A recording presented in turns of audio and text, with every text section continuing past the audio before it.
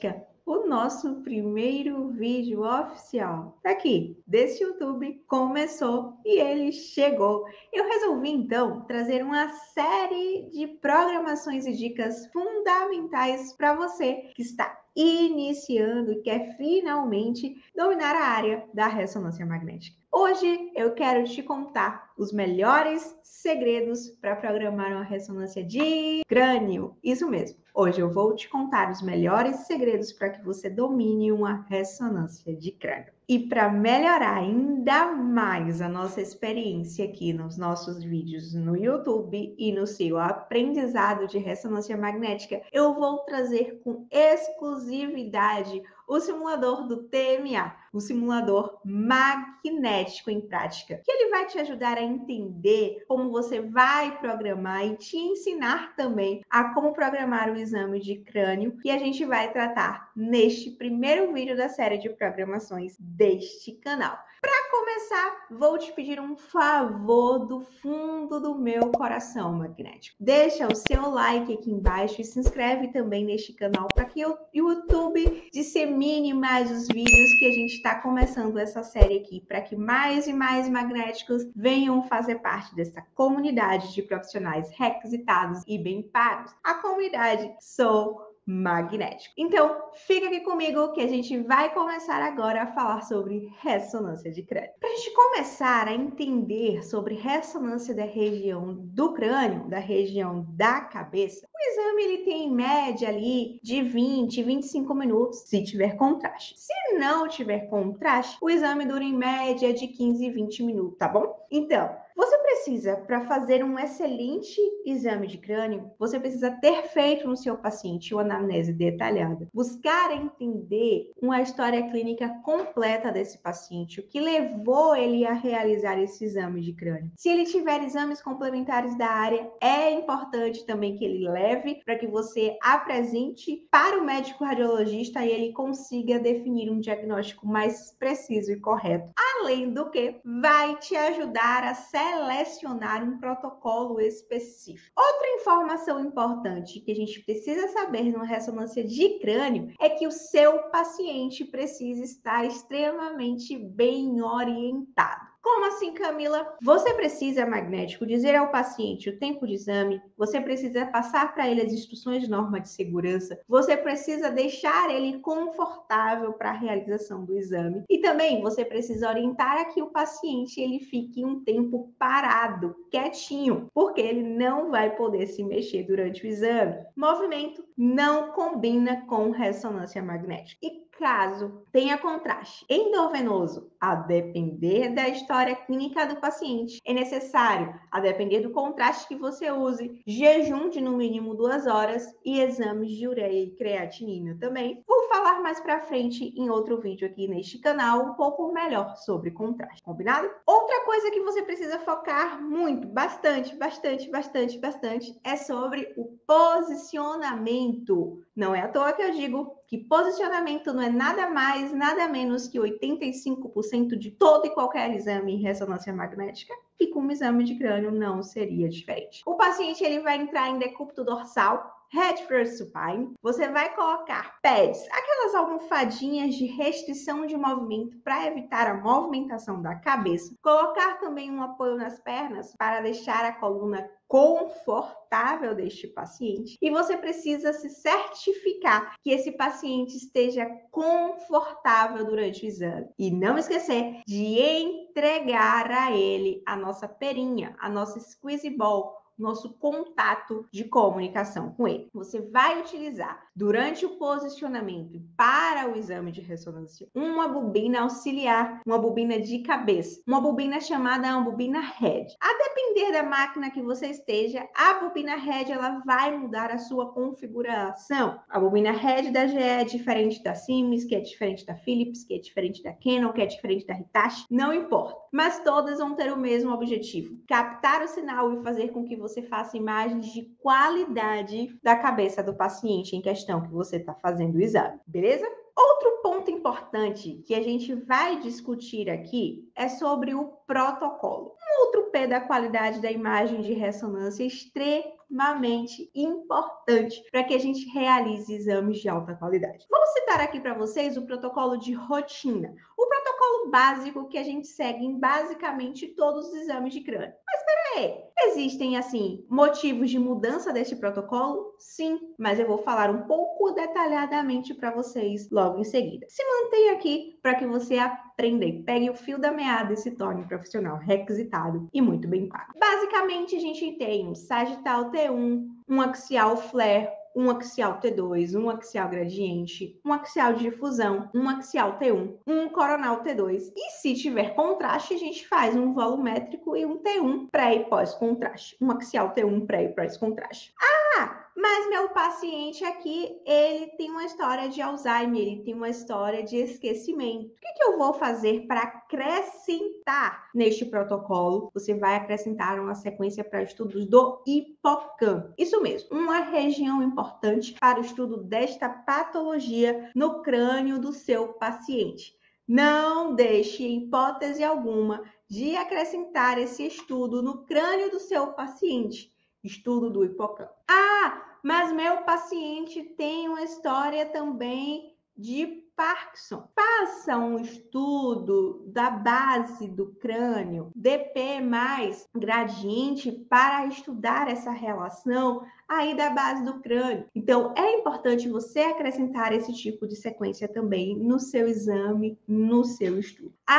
O meu paciente tem histórico de epilepsia. Qual sequência eu vou acrescentar nesse exame? Você vai acrescentar no exame de crânio uma sequência de coronal de hipocampo também, pela mesma sequência que você vai acrescentar para Alzheimer. Combinado? Você vai precisar identificar, por isso a anamnese detalhada, a sequência que você vai acrescentar ao protocolo rotina para que você seja e tenha um exame elogiado pelo médico e com qualidade da imagem. Vamos ao que interessa? Vamos às programações. Como programa um exame de crânio diretamente do simulador magnético em prática? Vou te apresentar o simulador magnético em prática para que você se familiarize. Afinal, esse é o nosso primeiro vídeo da série de programações aqui no YouTube. Essa é a nossa tela de login. Você que é aluno TMA, dentro já tem acesso direto com o simulador magnético em prática, recebe seu login e senha, que é pessoal intransferível. Vou colocar o meu aqui para entrar dentro do simulador, login e senha, e aqui eu já estou diretamente logada à minha tela de exame, onde a gente vai programar a ressonância de crânio. Vou te apresentar a ele aqui. Aqui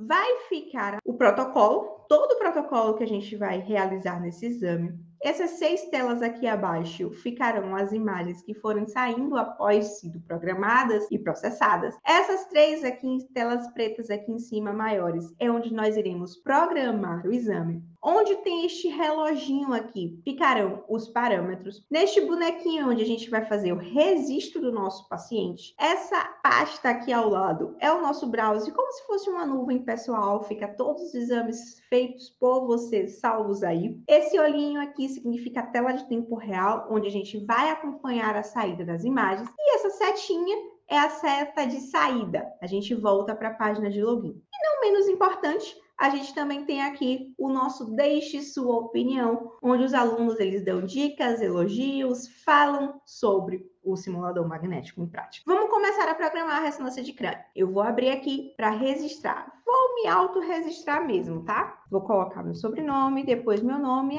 Camila, por que você está fazendo ao contrário? Primeiro o sobrenome, depois o nome. Simplesmente porque as máquinas de ressonância reais, elas estão em formato em inglês. Em inglês a gente pede primeiro o sobrenome e depois o primeiro nome. Então eu coloquei isso de propósito, certo? Coloca a data de nascimento, peso e altura, é importante. E a gente vai colocar o posicionamento. Lembra que posicionamento eu falei para você? Head first supine. Aqui vai estar também em inglês, para que você fixe, pois a máquina de RM é completamente em inglês. E não é à toa que dentro do TMA a gente tem aula de um módulo básico de inglês, para que você se familiarize. E o procedimento, dentre os mais de 40 protocolos, vamos encontrar o crânio sem contraste. Tá aqui ele. Vamos iniciar, apertar em exame, selecionar o nível de SARC, sempre o normal. Aqui já está selecionado o crânio e vamos iniciar. Carregou, a gente vai dar 2 cliques no nome localizador e vamos esperar. Os tempos que aparecem aí na tela, eles não são reais, certo? Eles não são reais. Com isso, querido e amado magnético, não acho que vai ser esse tempo em segundos que vai aparecer no exame de ressonância, não. Vai ser um tempo real, de minutos mesmo, em algumas sequências, tá? Aí, como é um simulador, eu aproveitei e coloquei em segundos para adiantar o seu processo de aprendizado. Surgiu aqui as imagens de localizador e surgiu também algo novo na tela. Isso aqui, ao lado, são as bobinas, é onde a gente tem sinal. Isso vai nos representar que a gente posicionou o paciente corretamente. Afinal, o posicionamento é 85% do exame de ressonância magnética. Vou dar zoom para melhorar a minha visualização nos 3 blocos. Vou selecionar uma melhor imagem sagital, uma melhor imagem coronal e uma melhor imagem axial. É importante a gente ver os 3 planos separadamente para que a gente consiga garantir uma programação mais assertiva do nosso exame. E vamos começar a primeira programação. A gente vai programar primeiro a sequência sagital. Abrimos o sagital. Vamos sempre centralizar o nosso FOV. Centralizei o nosso FOV. Aqui no sagital, para a gente programar, a gente vai programar em cima dos planos anatômicos adjacentes. A gente aqui vai alinhar pela linha média do crânio. E o que é a linha média? Tá vendo essa linha passando aqui? Essa é a chamada linha média do crânio. E aqui no axial, do mesmo jeito. Por que verticalizado, Camila? Por que verticalizado? Porque o sagital, ele divide nosso corpo da direita para a esquerda. Então, a gente vai verticalizar, de fato, nossos corpos. Vou ajustar um pouquinho mais o FOV aqui. E como é que eu sei que eu estou fazendo de fato uma programação em T1? Todos esses parâmetros que aparecem aí abaixo para vocês, eles são parâmetros reais. Alguns alunos eles copiam e colam e reproduzem na máquina real de ressonância magnética e você vai conseguir imagens de alta qualidade também. E como é que eu sei que é um T1? Observando os valores, os parâmetros que apresentam aí embaixo. Então a gente pode observar que a gente tem um gap, uma distância fator de 30%. A gente pode observar que a direção de fase está a P. A gente pode observar que a base de resolução está 256. A gente pode observar que tem um phase oversample, ou seja, aquele parâmetro que sobrepõe o FOV para evitar a dobra ao aliasing ali. Então, tudo isso aplicado vai nos ajudar a chegar a uma imagem com alta qualidade. Feito isso, vamos aplicar a sequência. E vamos aguardar aí esses 15 segundos, mas a gente vai acompanhar a saída da mesma através da tela de tempo real, que está aí aparecendo para vocês, a acompanhar a saída da sequência sagital T1 do crânio. A gente acabou de fazer uma sequência sagital e não tem por que a gente ainda estar utilizando aqui o localizador. Vamos trocar. Mas antes, a gente vai trazer para cá a sequência axial, porque aqui no simulador, só no primeiro bloco aparece o FOV. Vamos manter o coronal aí e vamos arrastar o sagital para a parte de programação. Se eu tenho uma sequência real, eu não vou ficar programando por localizador, não é verdade? Vamos programar por uma sequência de verdade. Vamos abrir a sequência sagital, axial, para fazer a programação. Também, dentro do simulador, a gente não vai conseguir fazer uma cópia de uma programação para outra. A gente vai precisar programar de uma a uma mesmo, tá bom? Porque eu quero que você cada vez mais entenda a importância de que você deve fixar o que você está aprendendo para realizar o exame.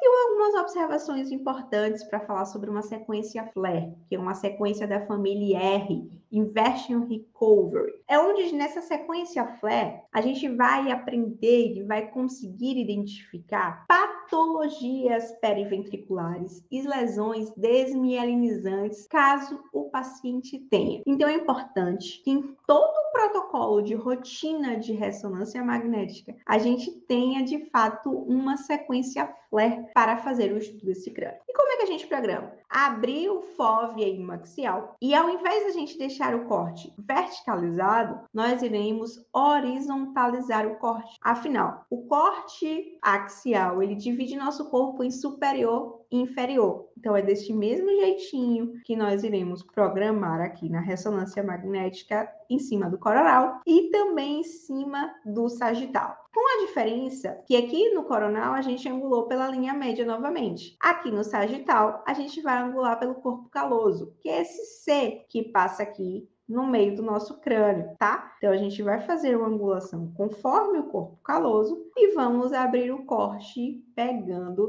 todo o crânio do nosso paciente. Desde lá de cima, inclusive aqui a gente já precisa abrir mais um pouquinho, até o final do cerebelo. A gente precisa varrer sempre um corte acima e um corte abaixo do que a gente está estudando, para a gente ter certeza que pegou toda a região que a gente está interessado em realizar o nosso estudo, tá bom? Feito isso, a gente vai aplicar a nossa sequência Flare T2. Essa tem uma saturação de gordura, ou seja, ela está aplicada também com o FAT7. E aí a gente está acompanhando a saída da sequência axial Flare do crânio. Próxima sequência que a gente vai programar é uma sequência ponderada em T2, também em axial. E aqui a gente vai seguir a mesma programação, exatamente a mesma coisa, sem tirar nem pôr. Horizontaliza o bloco, em sagital a gente angula pelo corpo caloso. Qual é a observação importante, Camila, que você pode trazer para uma sequência T2 dentro do crânio? A gente precisa tentar lembrar sempre que uma sequência T2 ela vai ser importante para estudo de edema, estudo de líquor, infecção, inflamação, mielogenoma. Tudo isso é importante para o estudo de uma sequência axial T2. Patologicamente falando, é isso que vai nos demonstrar ao aplicar esta sequência. Feita a programação, vamos também aplicar essa sequência axial T2 para assim acompanharmos também através da tela de tempo real, onde que a gente observa as características básicas de uma sequência com a aplicação da ponderação T2. Nossa próxima sequência é uma sequência extremamente importante no exame de crânio, também, que é a sequência axial de fusão. Vamos programá-la exatamente como a gente programou as outras duas axiais aqui faladas há pouco, tanto a Flare como a T2. A gente vai horizontalizar o corte, em sagital a gente vai angular pelo corpo caloso. Observação importante eu posso trazer sobre a sequência de difusão, ou também chamada de DWI. Ela vai ser uma sequência da família Spinneco, ponderada em T2, que ela vai quantificar as moléculas de água no parênquima cerebral. Ela vai ser importante para a identificação de fases iniciais de AVC, também utilizado para a identificação de hipóxia e dos padrões de milienização, e vai contribuir para um diagnóstico diferencial de abscesso, de cisto tumoral, de tumores em geral também. E dentro da difusão, a gente vai ter os valores de B expostos, como a que a gente pode observar aqui, os valores de B aplicado, valores de B0 e o de B1000, específicos para exame de crânio. Mas a gente tem dentro da difusão um pós-processamento chamado de mapa de ADC, eu vou deixar aí vocês acompanhando a difusão saindo. O que é esse mapa de ADC? É o coeficiente de difusão aparente, que vai fazer uma medida proporcional dos movimentos da água para o estudo do crânio. Mas não só do crânio, de qualquer estudo que a gente vier aplicar a sequência de difusão dentro da ressonância magnética. Nossa próxima sequência é uma sequência gradiente, chamada sequência SWI, também aplicada no plano anatômico axial. Vamos fazer o mesmo, exatamente o mesmo jeito de programar, colocar os blocos do mesmo jeito, em sagital, angular, pelo corpo caloso. E uma característica importante que a gente precisa entender ao identificar e aplicar uma sequência gradiente, que ela pode ser a SWI ou a T2 estrela, é que ela vai ter um efeito angiográfico, mielográfico, pois se tiver a presença de sangue, ele vai ficar brilhante e o líquido líquor também fica brilhante. Ela é bastante útil na avaliação de sangramento e também de calcificação. Então, é importante, é rotina, fazer também dentro de uma ressonância de crânio a sequência ou do tipo SWI ou do tipo T2 estrela. Então, a gente aplica esse tipo de sequência dentro da ressonância de crânio para fazer esse tipo de estudo. É uma sequência que tem que estar na rotina, porque vocês vão percebendo que cada sequência tem a sua característica e todas elas trazem elementos importantes e significativos dentro do diagnóstico do paciente. Cada uma traz uma informação importante que a gente não pode deixar para trás. Nossa última axial a ser programada é a axial T1. A gente vai fazer do mesmo jeitinho uma programação, exatamente do mesmo jeitinho, corte horizontalizado, né? Em sagital a gente também angula pelo corpo caloso. E o que é que T1 traz de característica importante para que a gente possa utilizar? E ela vai ser utilizada não só pré-contraste, mas no pós-contraste se a gente injetar também. Ela é uma sequência do tipo da família espinheco e ela vai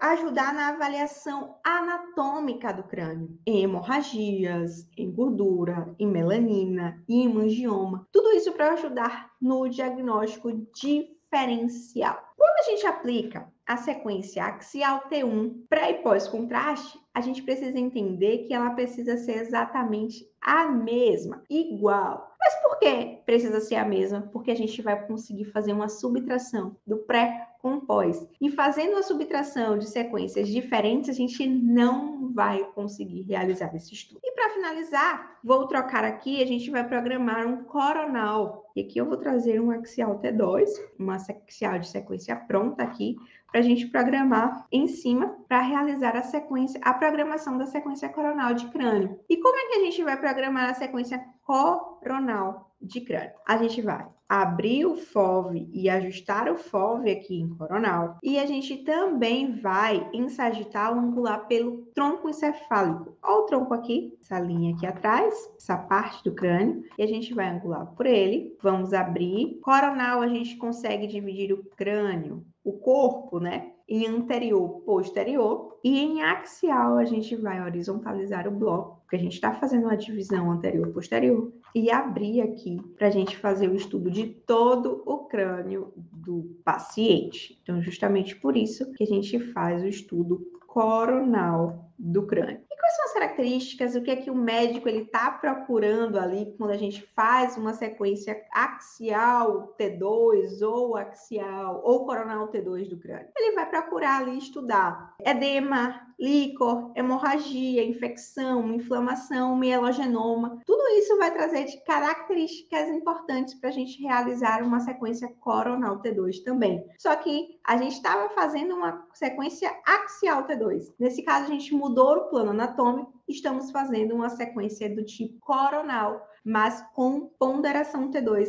e também da família espinheco. Então, é importante a gente ter essa diferença para a gente conseguir captar características diferentes do diagnóstico e ter um diagnóstico mais assertivo do nosso paciente e ajudá-lo cada vez mais no seu diagnóstico. Então, eu trouxe para vocês aqui hoje, no nosso primeiro vídeo do nosso canal do YouTube, esse exame de crânio, trazendo características importantes para que você, de fato, domine a ressonância magnética, tanto na teoria como na prática. Chegamos agora aqui ao final desse vídeo, então eu quero te convidar, meu querido e amado magnético, para novamente se inscrever no canal e deixar seu like. Também compartilhar para que mais e mais magnéticos aprendam a fazer ressonância e que se tornem expert no assunto. Gostou da aula? Eu quero saber também se você gostou da aula, se esse conteúdo te ajudou. Me conta aqui embaixo nos comentários.